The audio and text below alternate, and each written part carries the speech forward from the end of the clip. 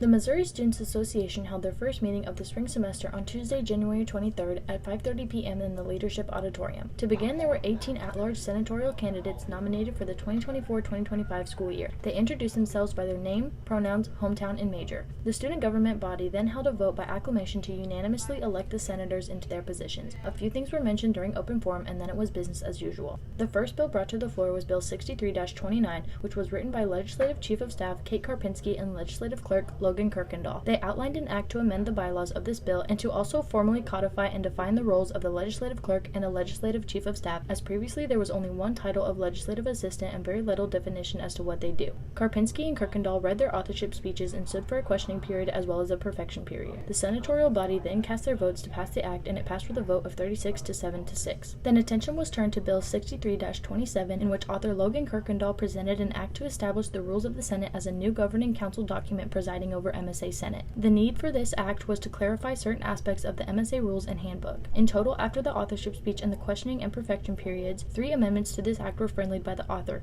meaning that the amendments can be made to the bill without having to be voted on. The Senate moved into voting procedure and the act passed with a vote of 43 to 0 to 4. The next bill to be heard was Bill 63-28, which was a secondary bill to Bill 63-29. This budgetary act was authored to amend the 63rd Congressional Session general budget to adjust the salaries of the legislative clerk as well as the legislative chief of staff due to their increased workload and expanded administrative responsibilities. The adjustment will increase their salaries times 2 from $550 to $1,100 per year.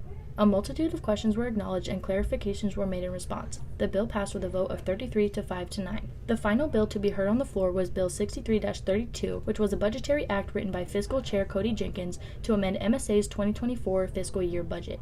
The change being made would allow the transfer of funds into their contingency and reserve account due to the increased volume of funding requests from student organizations. This bill will then allow the influx of money to be used towards transfers to eligible entities through MSA's C&R funding request process because the total requested amount from these organizations has been greatly exceeded by current funding limits. Legislative, executive, and judicial reports were reviewed as well as committee reports, which held information pertaining to MSA Wellness Week, which will be February 26th through March 1st, Senate Socials Bonding Events, and the spring election.